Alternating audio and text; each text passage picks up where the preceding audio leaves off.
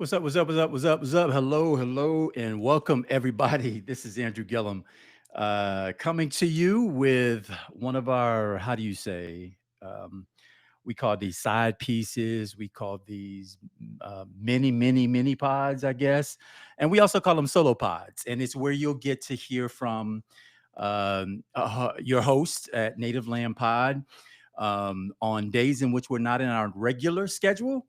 And I just want to say welcome and also thank you for tuning in. I just want to quickly outline that these are really going to be very brief, if you will, by comparison to the show, maybe 20-minute long opportunities where you get to come in and hear from the various hosts about issues that we might consider to be important.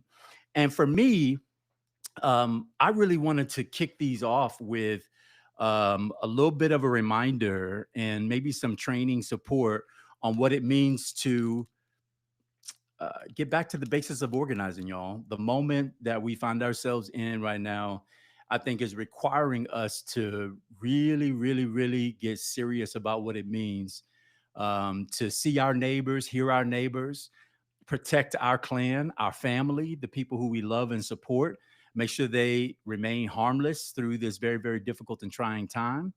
And some of that is going to require that we get back in touch with foundational organizing principles that have carried our community from back there to where we are right now. And I know right now the challenges feel like one, they feel humongous, they feel exhausting, they feel tiring. And I would even add to that heartbreaking. And I add heartbreaking because while I wanted to spend most of my time in these first 20 or so minutes with y'all talking about organizing and the organizing series that I'd like to I'd like to engage you all in.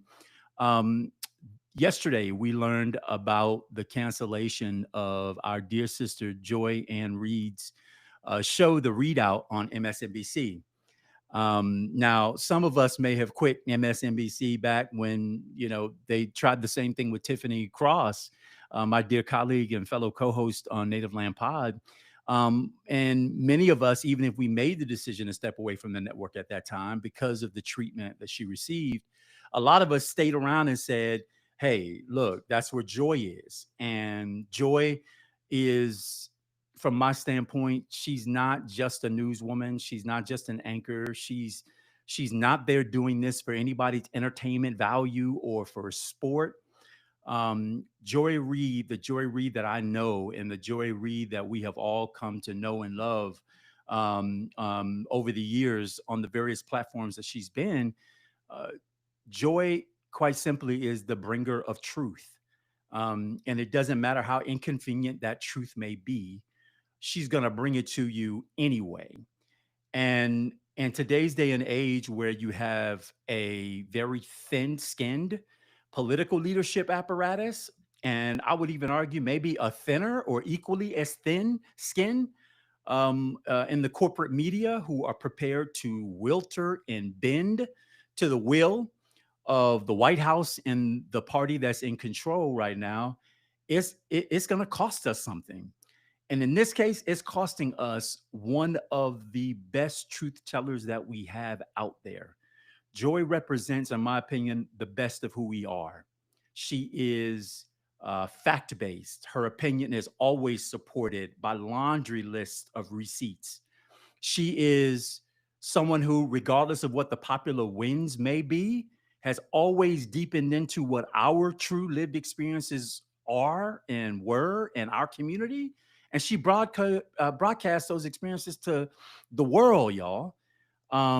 She is going to be deeply, deeply, deeply missed by her viewers on MSNBC. But I got to tell you, Joy, from my lips to your ears, I hope this is a setup for really God calling you into greater service, to higher purpose. While you have served an incredible purpose up to this point, you're being called into higher service. And sometimes in the process of moving into higher service, there you have to be sifted.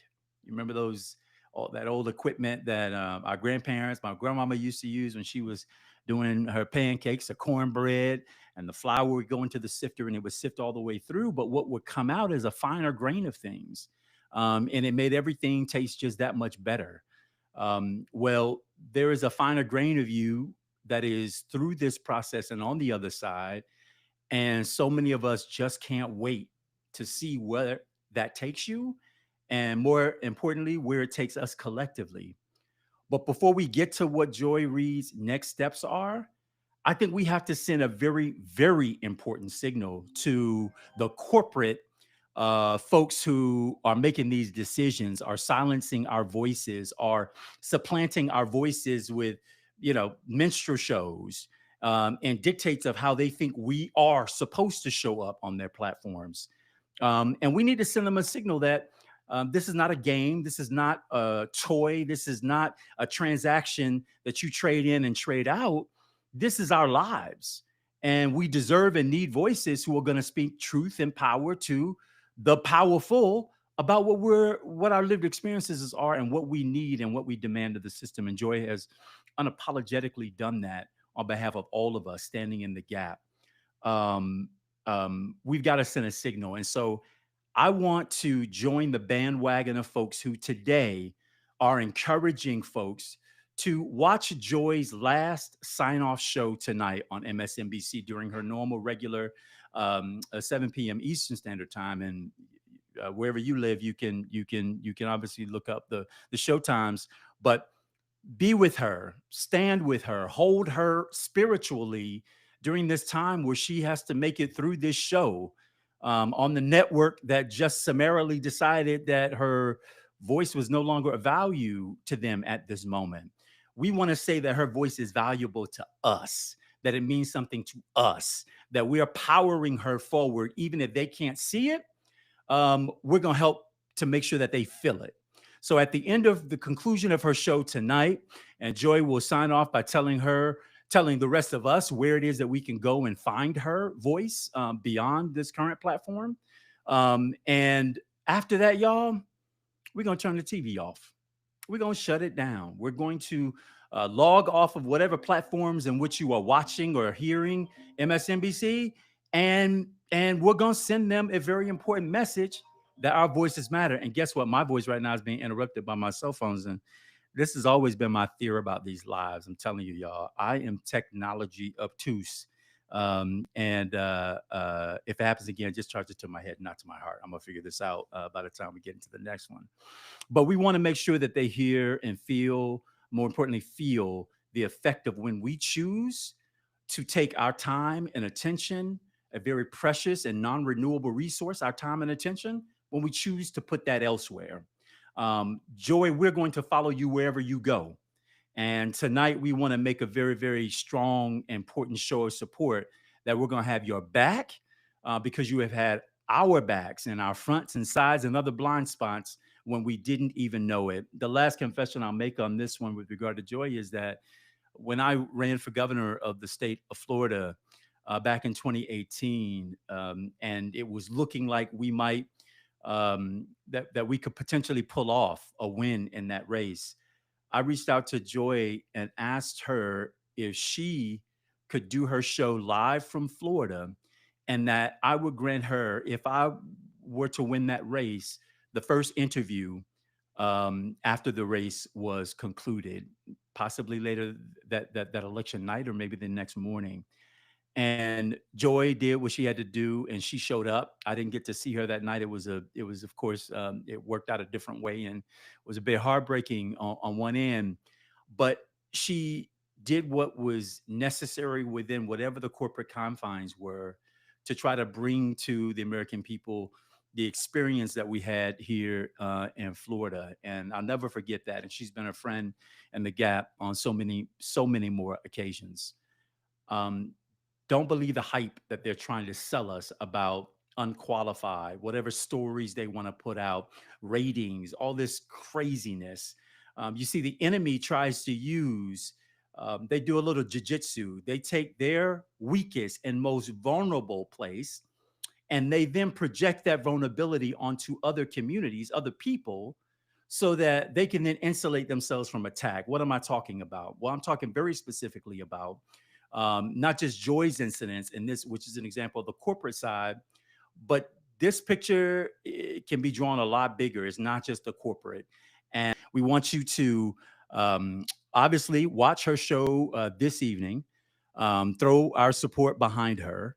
But following that, we want to make sure that we follow Joy and Reid on every platform and in which she is listed. So if you in Snapchat, Instagram, Blue Sky, whatever the platforms are that you get information and share information, please, please, please go ahead and put in the search engine right now, Joy and Reid. If you don't already, do it now. Follow her and then contact MSNBC. Let our voices be heard and let them know that we disagree with the step that they've taken and that they want our business.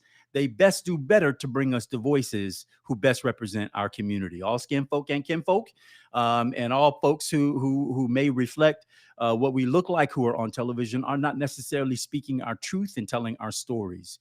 The number at MSNBC, and we'll hopefully get this in show notes, is 212-664-4444. Let's light up that board and make sure that they know that we're watching. When prompted, press 1, then press 2. Leave a message stating that you believe that their actions are unacceptable and that we need brave and honest journalists like Joy and Reid to come to us on their platforms as well. We want you to watch, obviously, tonight, but we want you to disconnect immediately following from the platform that will bring us her show tonight, MSNBC, at 7 p.m. Eastern Standard Time, and look at your local networks for your show times.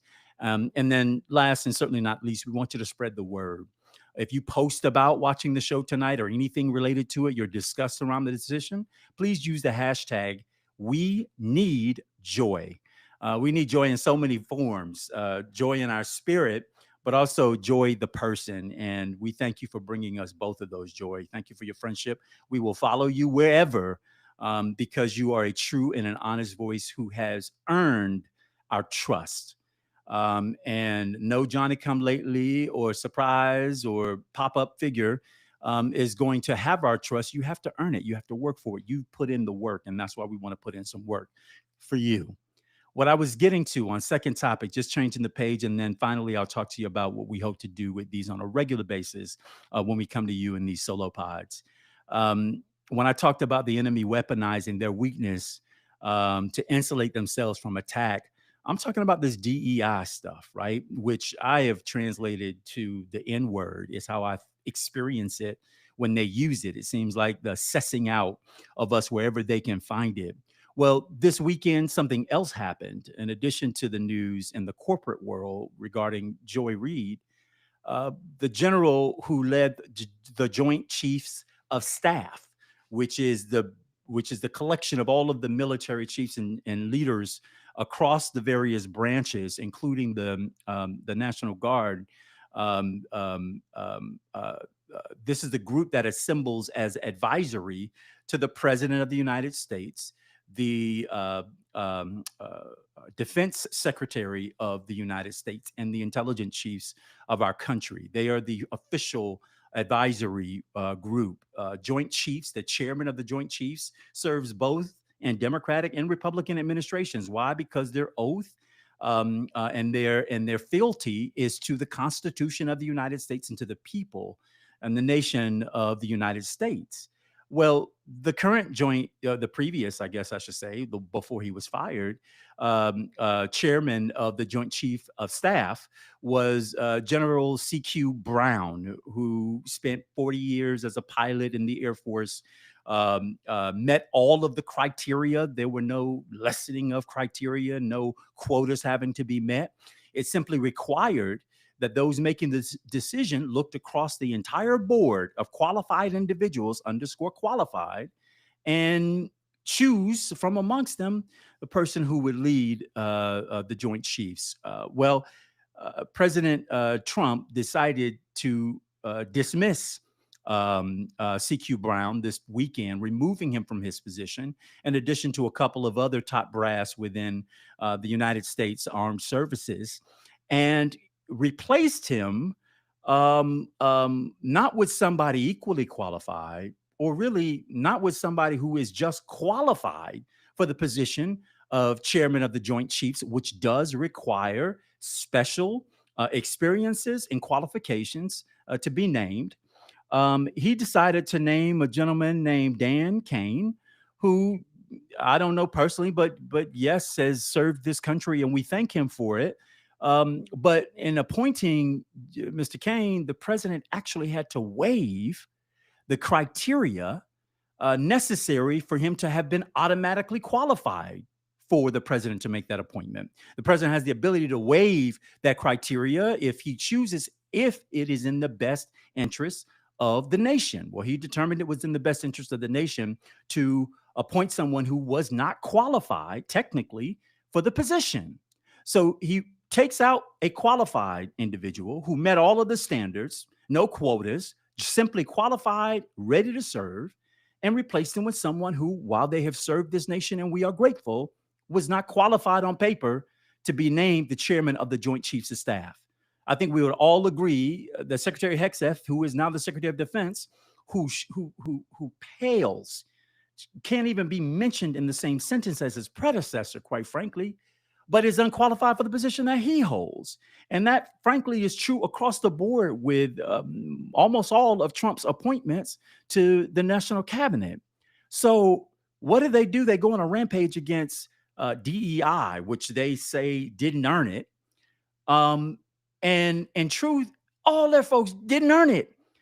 Yet they're in these positions and they are replacing men and women and folks of color and other marginalized people who fought to be just considered off their merit. They're being pushed out while people with no merit at all are being pushed in.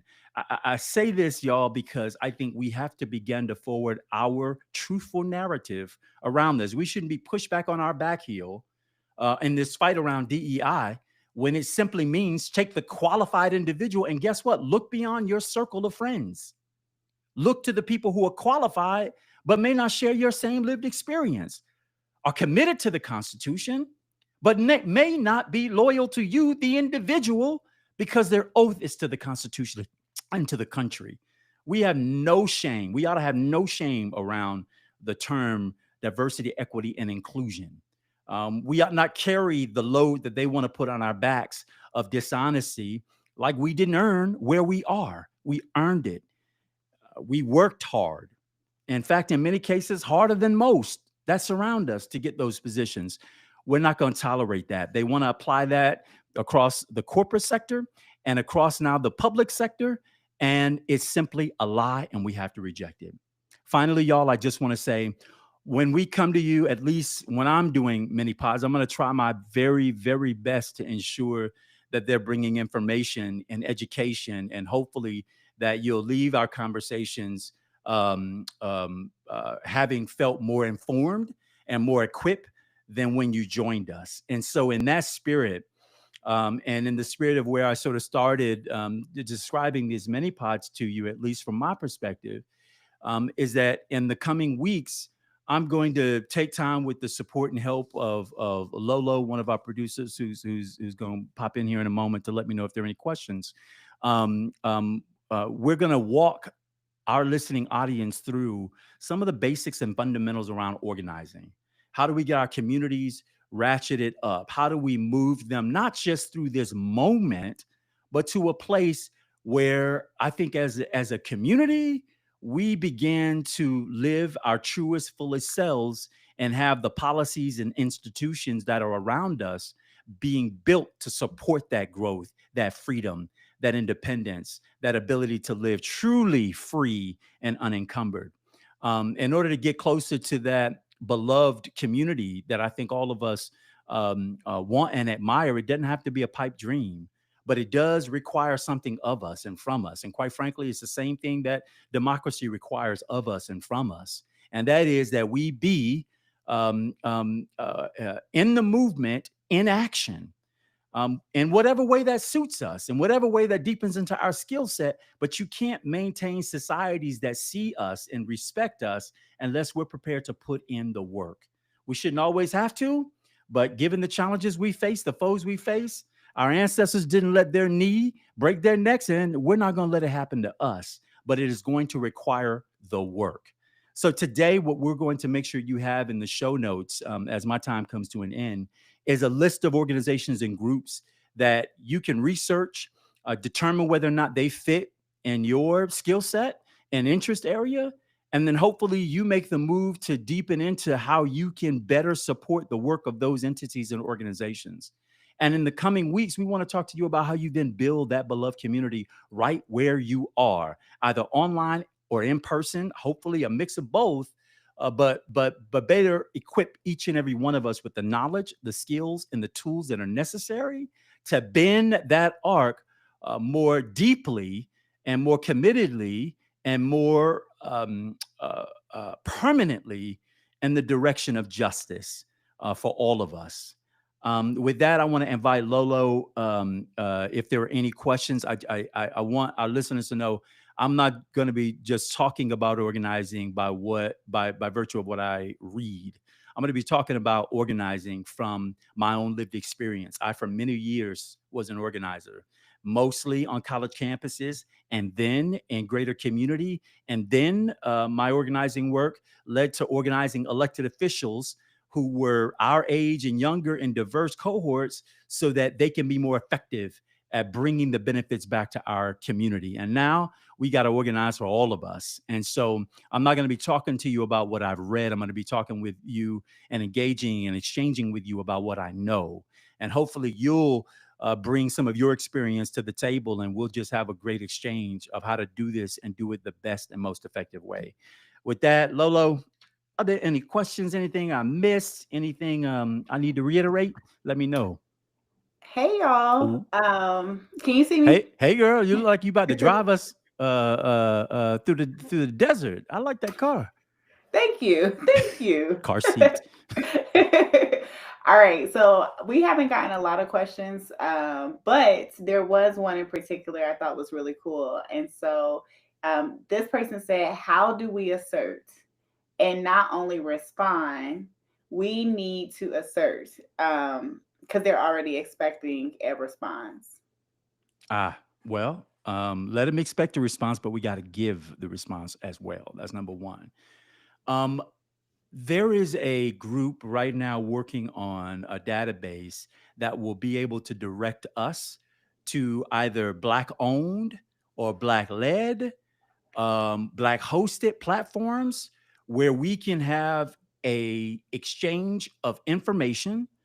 We can get our source of information and facts from people who we know and who we trust. That we don't always have to rely on the corporate media, quite frankly, to do that for us. And so, and my thought around how it is we get in front of just the reaction, just the response. And by the way, I don't take for granted that people are going to automatically respond. I got to be honest about that, Lola. I don't know if you have thoughts on it, but I don't take for granted that people automatically have a knee-jerk reaction that when someone does something that they don't like, that they have a choice to make. They can continue to support the thing that is doing the thing that they don't like, or they can make another decision. It can't be, well, that's the network I've always gone to, da da da da da da. There are other options. So we have a choice to make. The, I don't think any of us should take for granted that people are automatically going to do a thing in reaction to being offended or hurt or let down, or quite frankly, pushed to the side. The reason I mentioned this resource of other places that you can go is because we don't want to leave you empty. We want to make sure that our buying power continues to show its strength, except we get to show its strength in places that see us, know us, hear us, respect us, and then respond. Um, Lolo, I may have gotten off on the question, but I think I understood the question, Yeah. and then reframed it to basically say: one, don't assume we know what to do when we're pushed to the side, and then two, let's do the work of finding the platforms that are in service to us that we then support, so that folks are then incentivized to do more of the things that are in service to us and not less. Listen, so we have, so I know on a normal day, this is just the first solo pod. We will Yeah. have way more time to get through a lot of these questions. There was one in particular because we're on this topic. I wanted to ask you, and then I wanted to close off with something that is just in general. Um, So this person asks, why are we still talking about DEI if white women and white gays benefit the most?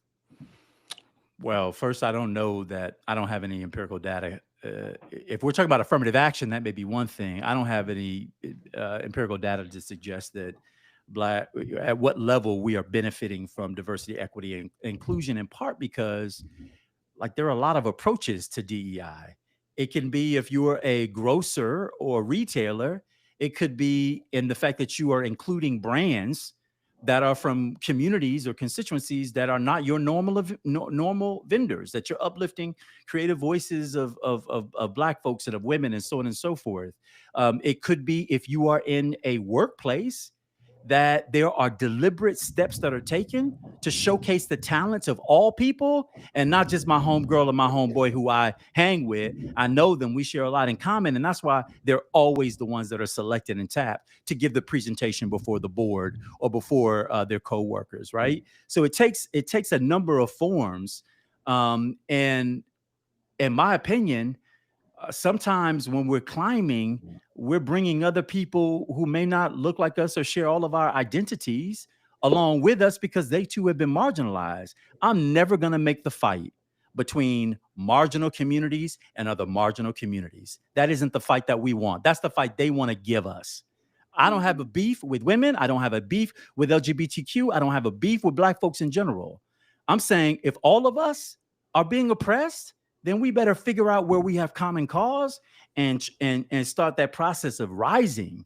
But they want us to squabble and fight between the folks who they're marginalizing. They want us to fight about whether or not this minority group or this minority group is getting more time and attention and resource. And my suggestion is there's plenty enough to go around, plenty enough. And we're not going to fight over the crumbs. We want to be at the table and we're going to fight over the meal. Period. I love that. And I that was such a great response because I'm like, so many people say, but white women are the main ones who benefited from DI. I'm like, Yeah, they're oppressed too and are largely hated by the power structure. yeah, But that's not our fight. That's yeah, not our it's not. fight. We ought to have more women, more LGBTQ, more black folk, more of the marginalized communities, and there is enough to go around. You see, they got us activating in this mentality of deficit. We're always operating from a deficit mentality. Well, I don't want to operate from a deficit. We need to operate from positions of strength and of power, of access, of resource. And what that means is you don't negotiate against yourself before you get to the negotiating table. You bring all of yourself to that table and you negotiate over the entire pie, not the crumbs. All right, so to close this out, because I know we got to go, but to close this out, this series, I know you talked about it, but now we have a lot more people on live right now. So the series Yeah. that you are doing over the next few weeks about how to get active, can you just close out Yeah. by letting us know what it is? Absolutely. So we're going to spend the coming weeks of my mini pie helping folks get reconnected to what it means to organize in community. And whether that is virtual, whether that is in person, whether that is building campaigns that put pressure on power systems and structures, right? The saying is tried and true, but it is more true than anything. And that is power yields nothing without a demand. So if we're expecting the system to see us and to give to us because we're there, not going to happen. We have to state our demands. I remember going in and trying to negotiate for my first salary increase. And I think I started by saying, I hadn't gotten an increase in 3 years. And my boss responded, well, you hadn't asked in the past 3 years. And I'm like, you see my work, you know my effort, you know what we're doing. All that to say, y'all, yeah, people can see that and they'll take it for what it's worth, but it doesn't automatically trigger for them that they ought to be paying for the services that we're rendering. And so we've got to get back to the basics of organizing, how to do it. Where do we start? What does the middle of that look like? And then what is the North Star that we're aiming toward? And I want to bring in some voices, organizational leaders, people who have had the experience of doing this, not just in a professional capacity, but just as individuals in their communities, in their neighborhoods, on their block, organizing to move us toward the more beloved community, economically, politically, socially, and otherwise. I think we've forgotten a lot about that in the privilege that a lot of us have now come up in. And while it ain't everybody, it doesn't reflect everybody's privilege, right? There are folks who are much more privileged than we are, but we've also ascended to some levels of privilege. And in so doing, have, I think, forgotten some of the fundamentals. And we need to deepen back into those fundamentals, get back into those basics, understanding civics, understanding the pressure points, recognizing that the federal government is one thing, but guess what? We're a federation of 50 states and a number of territories. And what pressure points can we impact and input at our level to get the kind of outcomes that we want? We know that pressure breaks pipes. We saw it just this past week with members of the Republican Party who hosted town hall meetings that were explosive. The people showed up and they let their voices be heard. And by so doing, they're going to moderate the actions of those elected representatives. I'm willing to bet on it. But that's just one example. I think we can see greater examples and greater successes when we organize. We know that they're coming for us. They've already started. They're not going to stop. Now what we got to do is shake off the shock and get in formation with the knowledge, skills, and the tools that we need to fight back, but not fight back for fighting's sake, but to win. That's what I'm committed to do, seeing us win, regardless of what party is in power. We ought to be winning at the end of the day. Y'all, I appreciate you taking time. Lolo, thank you for the help on that. We'll see you when we see you. And when we do, we're coming with our first deep training, 20 minutes, giving you some skills that I think are going to help transform our communities and our country as a result of. Take care, everybody. Bye. Native Land Pod is a production of iHeart Radio in partnership with Reason Choice Media. For more podcasts from iHeart Radio, visit the iHeart Radio app, Apple Podcasts, or wherever you listen to your favorite shows.